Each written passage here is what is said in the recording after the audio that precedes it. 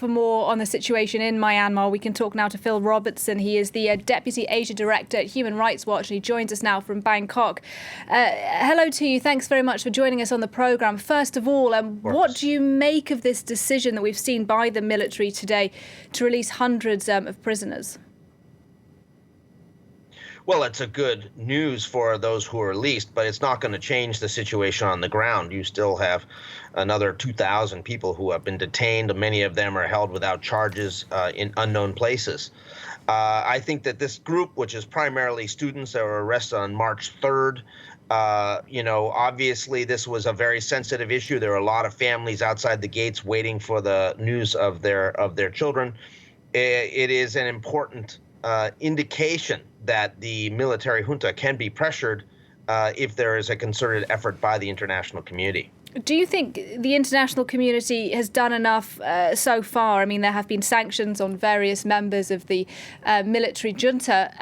Is that the right approach in your view? It certainly is the right approach, but we need to see more of it. So far, we've only seen primarily sanctions on various different top leaders of the military junta. But there's a whole slew of companies that operate under the military's control that need to be also targeted. That's where the real pressure needs to come. There needs to be an international complement to what the Myanmar people are doing. Their strike, as we've seen the silent strike today and the civil disobedience on days before this, has really shut down the economy. And they need the support of the international community now to go after the companies that are supported and providing support to the military. But isn't there a risk that if these companies are targeted in a kind of more broad way, like you're suggesting, that actually that will end up harming some of the ordinary people in Myanmar who are out in the streets at the moment? Well, the people who are out on the streets are basically calling for these kind of sanctions. And in fact, the actual civil disobedience movement, which is a general strike, has shut down the economy.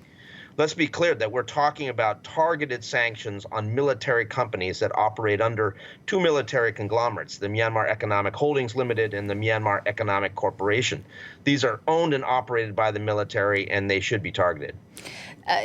It does seem that the protest movement in Myanmar, at least, from where we're standing outside the country, is pretty resilient. No sign of those protests dying down, despite the clear dangers, despite the loss of life. What do you think the end game is for the military now? Well, the military is trying to intimidate people, trying to put them in a mindset of fear, similar to what existed during the previous military dictatorships. I don't think it's going to work.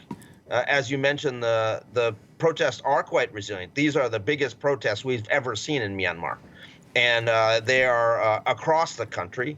And people are determined not to go back to the darkness of the many decades of dictatorship they suffered under the military previously. Just finally, given that you're monitoring the human rights very closely, as much as you can, being outside the country, what concerns you most in terms of the scale of this crackdown? What is alarming you and your researchers? Well, what we're seeing is a resort to lethal force by the military and police, essentially shooting into crowds of protesters. That is continuous, it is systematic, and is widespread. And this is, of course, exactly the kind of concerns we have, that this military, it shoots and it shoots to kill, and that it has been doing that. We've seen many people shot, particularly headshots, indicating perhaps actions of snipers. This is outrageous, unacceptable. And that is, I think, the major concern we have. This poor 7-year-old girl who was shot and killed sitting on her father's lap in Mandalay. How outrageous does it have to be before the violence finally stops? Phil Robertson from Human Rights Watch, thank you very much indeed for your analysis. Thank you.